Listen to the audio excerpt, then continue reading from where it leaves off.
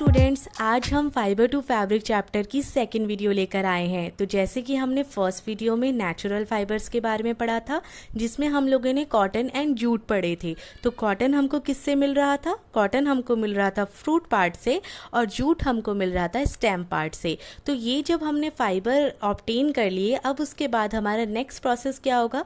Next process होगा उस fibre को यार्न में कन्वर्ट करना। यार्न मतलब कि धागों में। लेकिन इससे पहले हम ये देख लेते हैं कि जो हमारा फर्स्ट प्रोसेस था उसको हम क्या कहते हैं। उसको हमने बताया था कि उस प्रोसेस को हम बोलते हैं गिनिंग। बच्चों, ये आपको अच्छे से ध्यान रखना है कि ऐसा प्रोसेस जिसके अंदर कॉटन को क्या करा जाता है, फाइबर जो होता है उसमें कॉटन को सेपरेट किया जाता है सीड से, तो उस प्रोसेस को हम बोलते हैं गिनिंग। ओके, तो नेक्स्ट अब हम देखते हैं कि यार्न में कैसे चेंज करते हैं। तो कॉटन को यार्न में बदलने के लिए यहाँ पर हम लोगों ने एक एक्टिविटी भी देखी थी कि अगर आप छोटे छोटे कॉटन बॉल्स ले लें और उन बॉल्स को पकड़ के इस तरीके से हाथों की हेल्प से उसको एक धागे के रूप में आप उसको कन्वर्ट कर सकते हैं। ठीक है, तो ये जो प्रोसेस होता है जिसमें हम लोग यार्न को किससे कन्वर्ट करते हैं, किससे ऑब्टेन करते हैं? फाइबर से। इस प्रोसेस को हम बोलते हैं स्पिनिंग। तो ये हमारा सेकंड प्रोसेस हो गया। The process of making yarn from fibres is called spinning. Okay, तो this is our second process. इसमें देखिए कि पहले के टाइम में तो ये मशीन्स नहीं होती थी। अब क्या होता है, अब हम हाथों की हेल्प से हम लोग ये प्रोसेस नहीं करते। अब हमारे पास बहुत सारी मशीन्स अवेलेबल है और बहुत ही एडवांस हो चुका है अब। तो इसलिए अब हम हाथों की हेल्प से इस तरीके से धागे नहीं बनाते हैं। लेकिन जब पहले मशीन्स नहीं हुआ करती थी तो हम लोगों को हाथों की मदद से, या फिर आप लोगों ने गांधी जी का नाम तो सुना ही है। गांधी जी क्या चलाते थे? राइट, गांधी जी चलाते थे चरखा। तो उस चरखे से वो यही करते थे। वो यहाँ पर क्या करते थे? धागों को रील आउट करते थे। रील आउट किस फॉर्म में हो जाता था? जो भी उन्होंने कॉटन लिया है उस कॉटन से वो धागे बना लेते थे, और उस धागे से हैंडलूम गारमेंट्स जो होते हैं या हैंडलूम कपड़ा होता है वो उससे बनाया जा सकता था। ठीक है, तो यहाँ पर इसी चीज़ को पॉपुलर करने के लिए एक प्रमोट किया गया है हमारी गवर्नमेंट की तरफ से, जिसको हमने नाम दिया है khadi and village industry commission. ये आपको अच्छे से याद रखना है कि ये कब हुआ था हमारा कॉन्स्टिट्यूट। ये कॉन्स्टिट्यूट हुआ था 1956 में। ठीक है, तो ये आपका इम्पॉर्टेंट है। अब आ जाते हैं हम, अब हमारा यार्न भी बन गया। अब हमें क्या बनाना है? नेक्स्ट जो थर्ड प्रोसेस है, राइट, थर्ड इज फैब्रिक, यानी कि अब बनेगा हमारा फैब्रिक। तो फैब्रिक के लिए जो प्रोसेस आता है उसका नाम है वीविंग। क्या नाम है?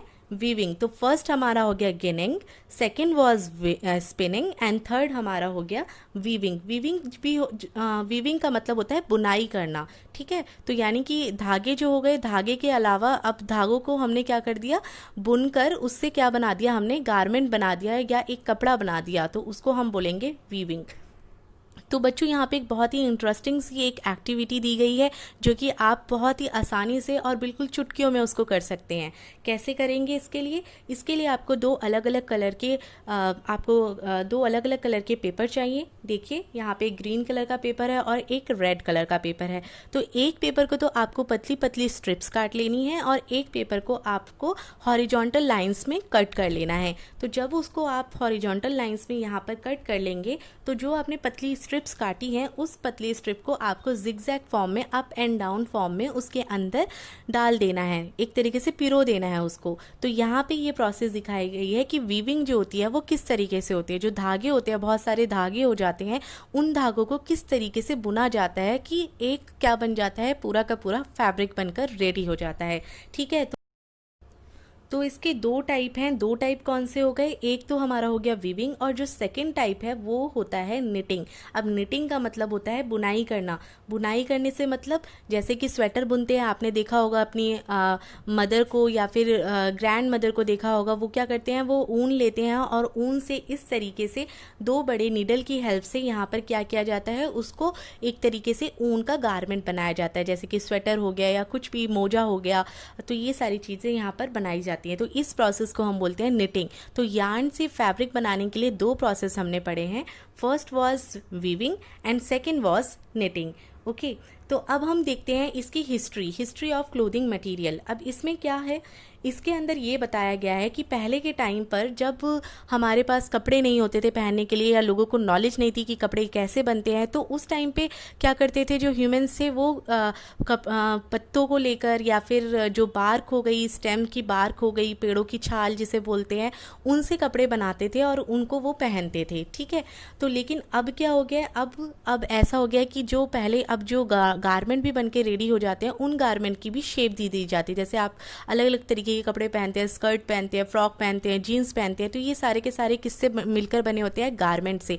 लेकिन कुछ ऐसे भी एग्जाम्पल्स हैं जिनमें सीधे के सीधे गारमेंट से ही गारमेंट को ही ड्रेप करके पहन लिया जाता है। तो अगर आप सोचोगे तो क्या आप बता सकते हो कि ऐसे कुछ एग्जाम्पल जिसमें हम ड्रेप करके ही कपड़े पहन लेते हैं? राइट, जैसे कि अभी भी यूज़ में होता है साड़ी हो गया, लुंगी हो गया, धोती हो गया, या फिर टर्बन यानी कि पगड़ी। इसमें क्या होता है, बड़ा सा एक कपड़ा होता है और उसी कपड़े को ड्रेप करके उसको हेल्प से पहन लिया जाता है। ठीक है, तो बच्चों ये हमारा चैप्टर था fibre to fabric. I hope ये चैप्टर आपको बहुत अच्छे से समझ में आया होगा, इंटरेस्टिंग लगा होगा, और इसमें आपको सारी की सारी चीज़ें क्लियर हो गई होंगी। ओके, तो अब हम मिलेंगे नेक्स्ट वीडियो में जिसमें हम एक नया चैप्टर लेकर आएंगे। Till then, bye bye.